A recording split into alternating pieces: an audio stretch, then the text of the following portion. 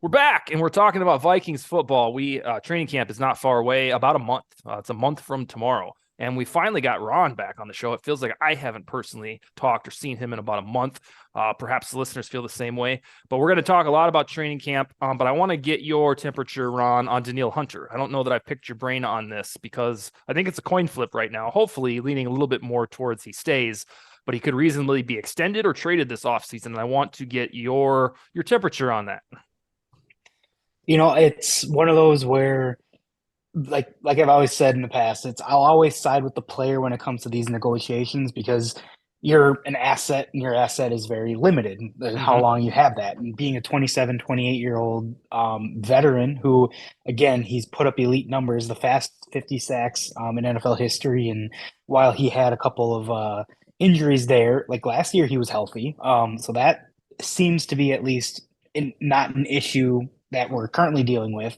And his base salary or what he's due is like what, 5, 6 million or something like Yeah. that. So I fully understand when you're an athlete in the prime of your career in a career that is very limited, where it's not 20-year career as a defensive end in the league. Just you don't see it. Bruce Smiths don't don't fall around or fall off trees anymore. So I understand why he would want the stance that he's at. But being in the summer where we're at, it's kind of hard to get a gauge as far as where the Vikings' interest is. I know the hot topics are, oh, the Vikings or teams are calling about Daniil Hunter and questioning his availability. I mean, what else are teams going to do? Are they just going to sit by and like not look to improve their team? So I get it from both sides. I hope there's resolution behind it because I would love to see Daniil in this Brian Flores defense, and him as that elite athlete that can stand up and rush the passer as well as get his hand in the dirt and set the edge. I think his versatility would be great for this defense. So I want to see it get resolved. I hope that it doesn't bleed into the season because holdouts are when you're an elite player like that, you hope that you have all hands on deck. But we'll see what happens. Usually, well, at least our old regime, you knew that they would have some sort of resolution prior to the season. Mm-hmm. I and Quasi is a smart guy, so I have to hope that they have that same approach. But I don't think there's any. I don't think they're trying to do any leverage play on. Well, we got you here for 5 million. Let's see what you have. I think they're gonna try to work something out, and unfortunately, if nothing is worked out, I think they would look to trade him because you can't just have an asset like that not be on the field. Yeah, I say for certain it's an either or. It's an extension or a trade because that 5.5 million in new money thing is pretty insulting to Hunter, who's been throughout all the injuries, a couple injuries or whatever, a team player when it comes to contract negotiations. So something's got to give. I will be petrified if they trying to fix a defense that ranked third worst in points allowed last year, if their solution is to trade the two best pass rushers.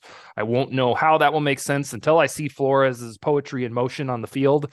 I won't be able to rectify that in my head unless they sign Robert Quinn or Anique Ngakoue or something to stop the hemorrhaging.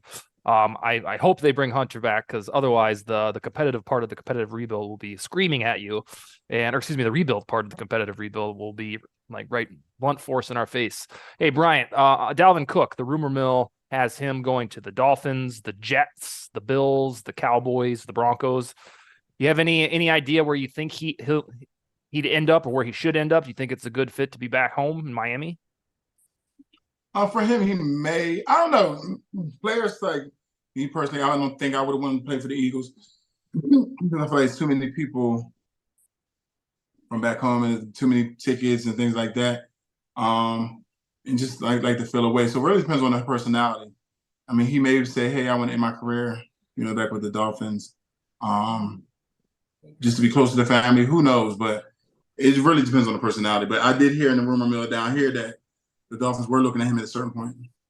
And your driving force to go back to Miami, was it because you did want to be close to home, or was it just because you thought that opportunity made the most sense in your final season? Because that's Miami's home, but not home. You know what Yeah. I mean? So for me, like South Jersey, so by me having a place there already, I didn't mind going back to Miami because I have a house. I don't have to worry about having two different homes, two different places, and get rid of this thing I had in Baltimore and just kind of just have that and focus on that and don't I lived only 12 minutes away from the facility, so it didn't take me long to get to from work.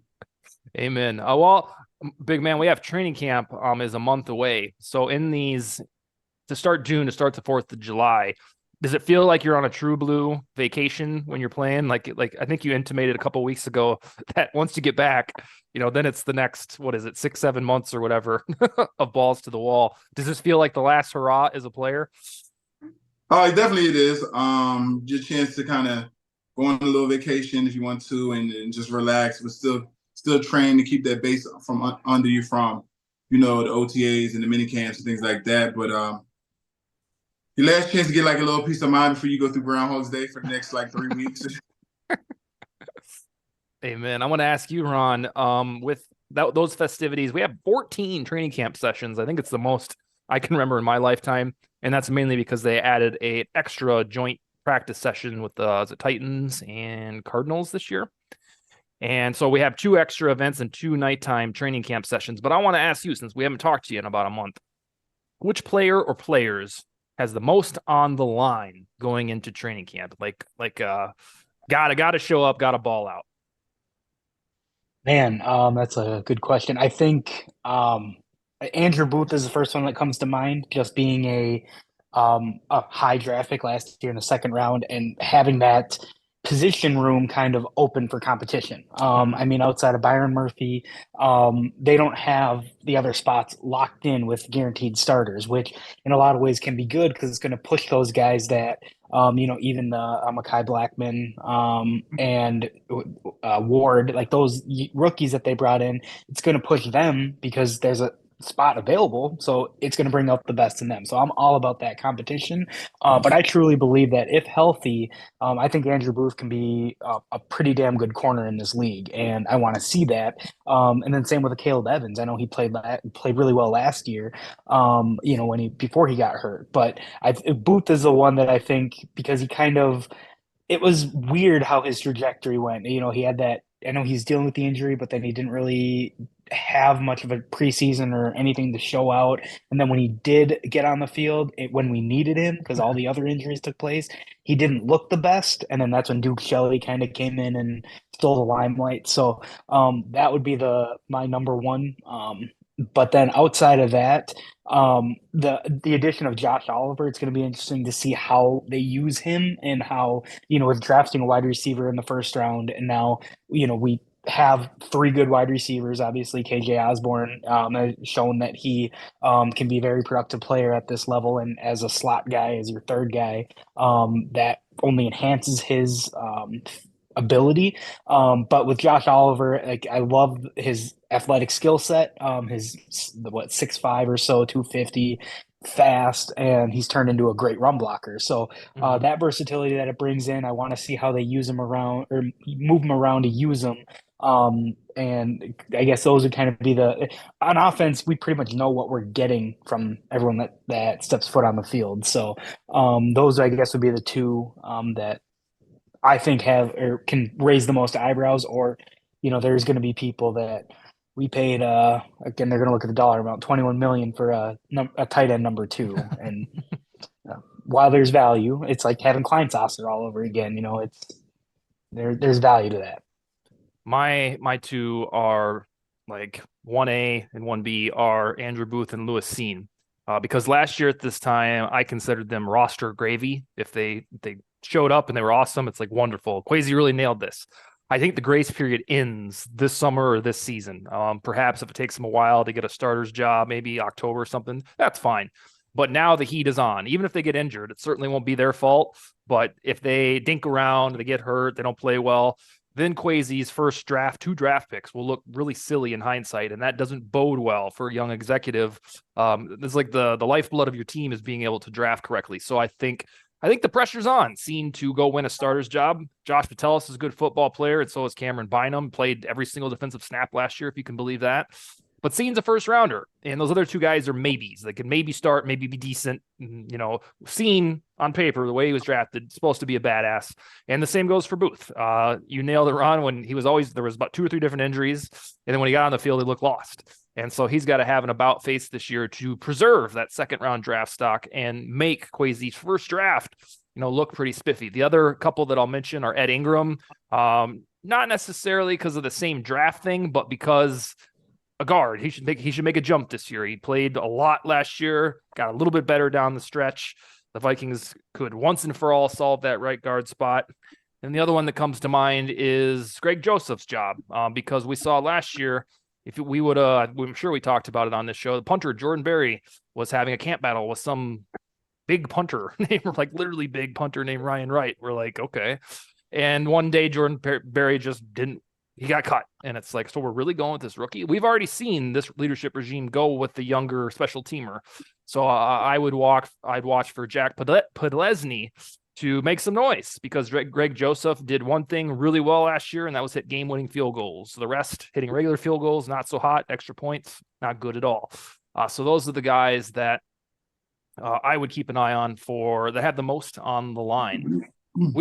We've talked in the past few years, Bryant, about players in training camp or in practice that can really show up then, but then don't show up, under the bright lights of the regular season. When can you start to see in training camp, like, is it immediate? You talked about Adrian Peterson before. Can you tell from the time a player touches the ball if he has it, or do you need a larger sample size?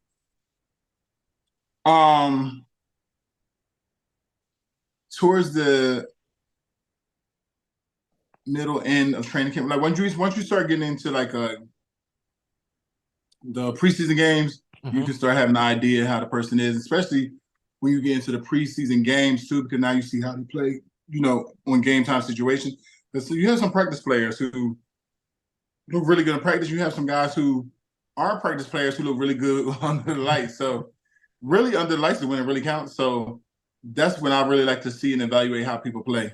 What about edge rushers, sir? So the guys that you would go up against, newcomer teammates, were you able to tell, like, God, this bastard's going to be good? Or like, is there a different switch that flips when they're not playing against you and they're playing against the opponent? Are you able to tell, man, this guy's going to be a handful? Young guys normally try to come in, and they, especially if you're a veteran, they try to give you everything that they have to show that they're capable of even playing in the league. So young guys will try to show you a lot. I feel like Everson Griffin, he was like a very young guy, and I was, in my probably like 8th, 9th year. And I looked at him as like, I could see the potential in him.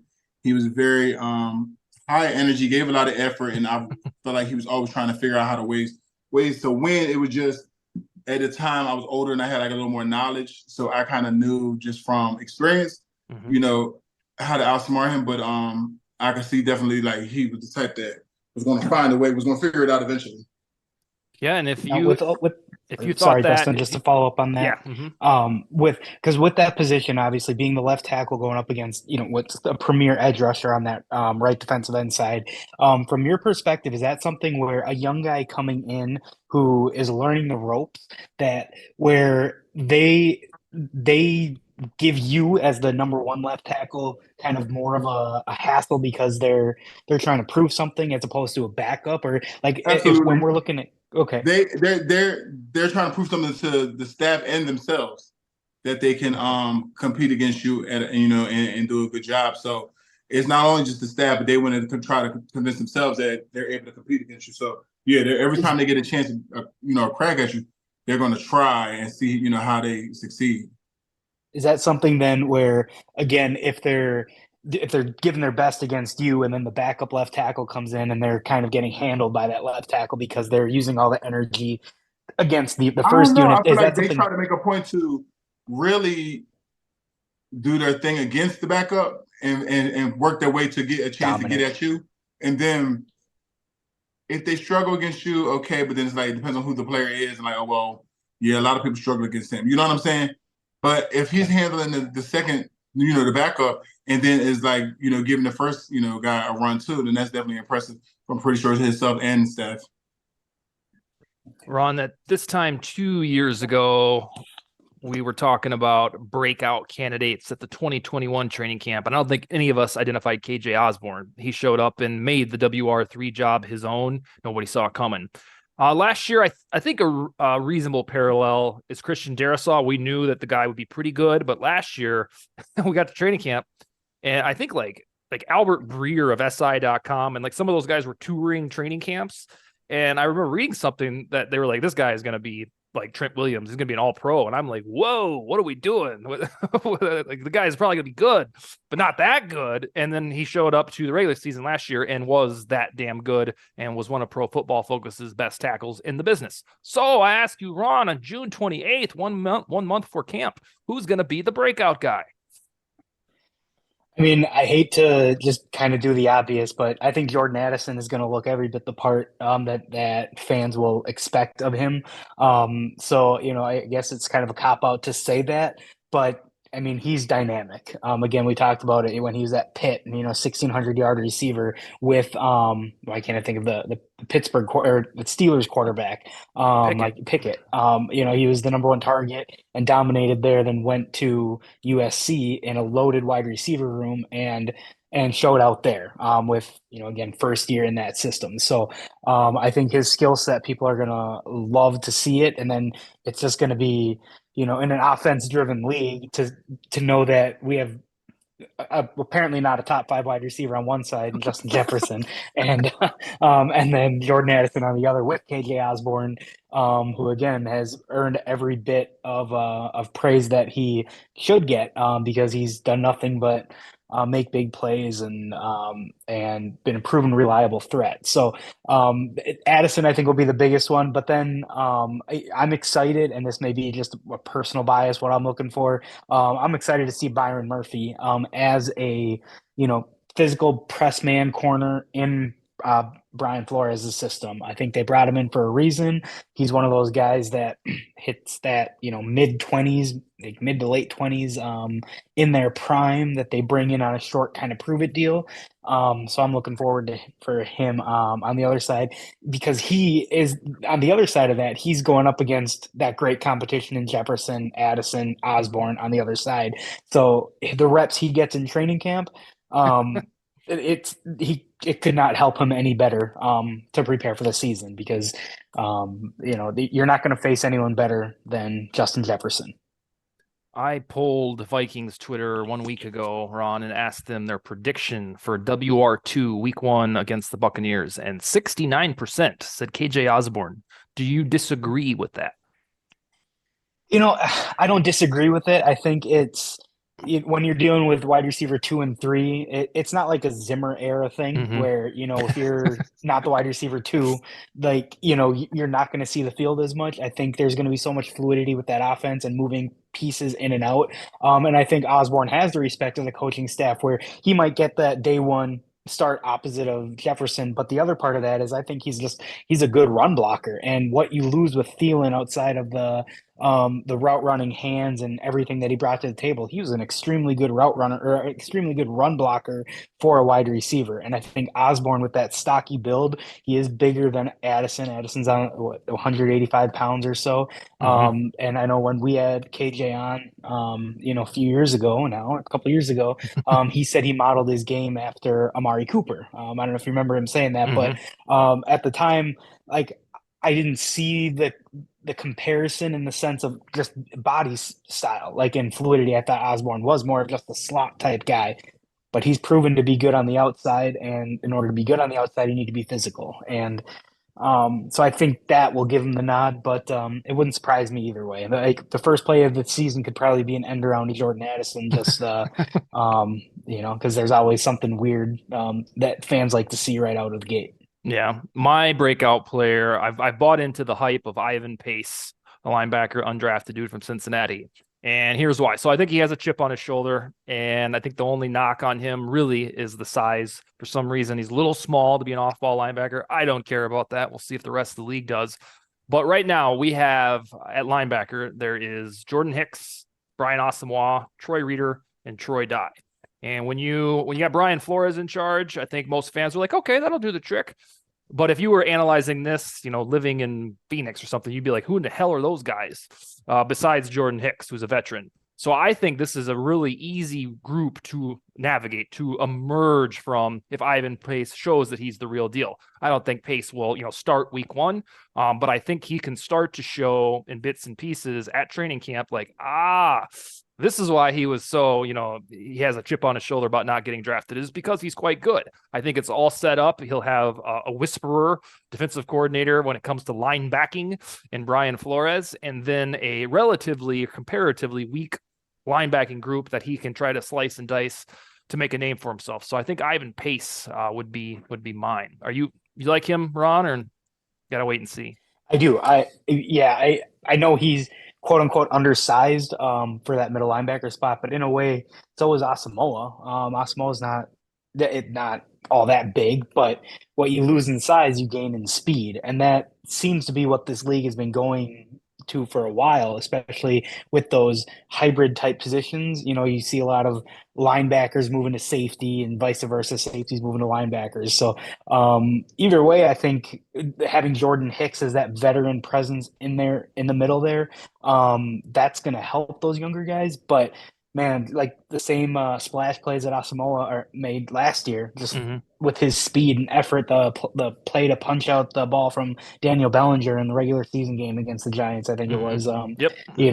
Those type of things. You're going to see these guys go sideline to sideline, and in this defense, that's what you need.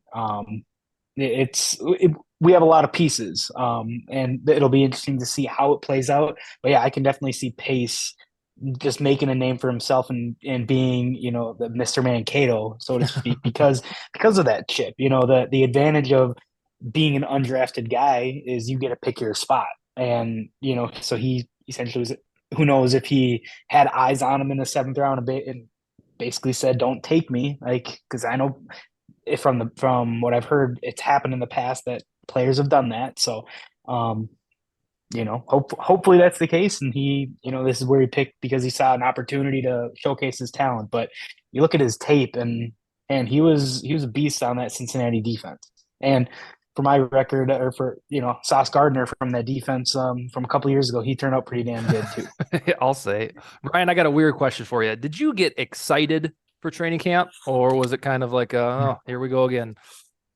Here we go again. Because we hear all these stories about like veterans like Michael Strahan who always like did things to avoid training camp towards the end of their career. And I'm like, gosh, I wonder if I could do that. I think the closest thing I did to that was when I was going to Baltimore and like just trying to really actually fill out teams and stuff. But no, I just know that it was going to be like a 2.5 week of just Groundhog's Day. You don't know what day it is. You do the same exact routine every day, and it's like you don't really have too much contact with the outside world because you're in meetings, you're at practice, you're eating lunch, you're eating breakfast, you're eating dinner, you're in meetings, you're taking a nap, you're going to bed. Like it's just the same thing. So you don't even have much time. And then it's different now because they get to stay, a nice area. But we were like down in Mankato. Like the highlight was like going to like Walmart, like things like that.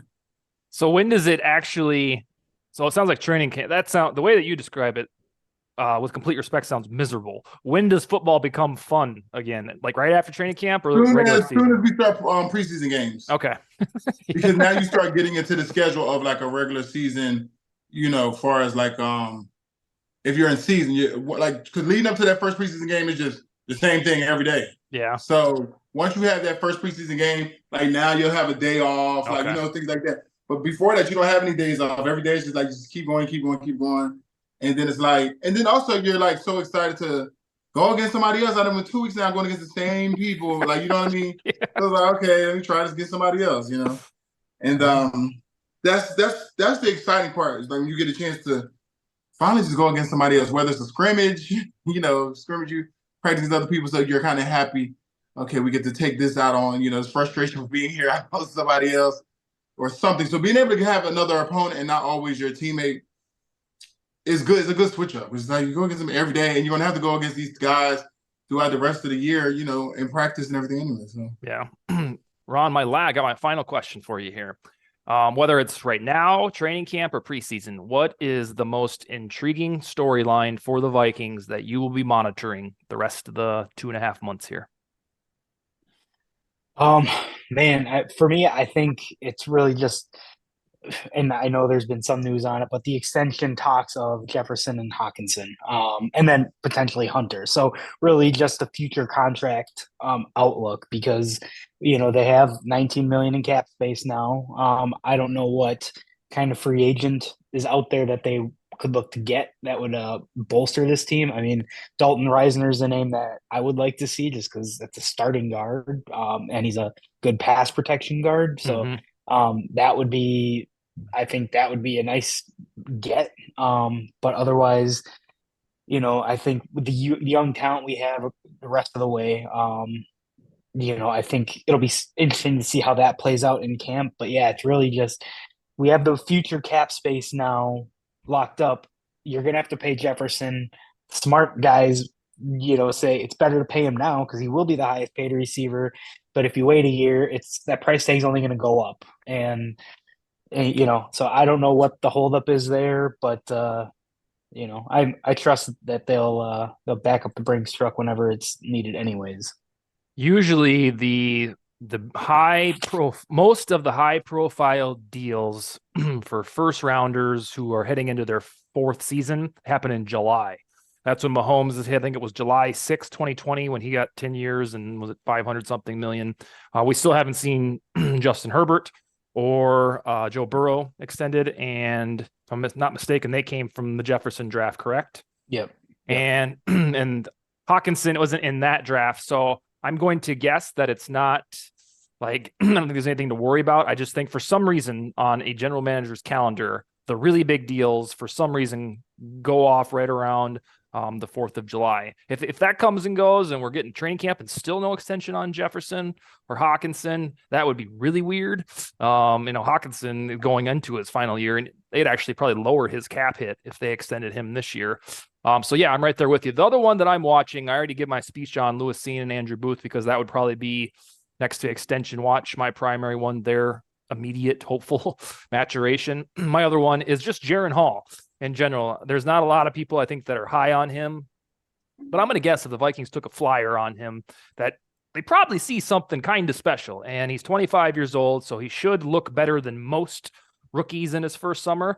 Now, of course, he's not going to play this year unless there's a lot of 49ers injuries. But you'll probably be able to tell whether it's watching training camp or hearing what the coaches say, whether this guy has the backbone for a QB1. Because don't look now, Kirk Cousins is in the final year of his deal.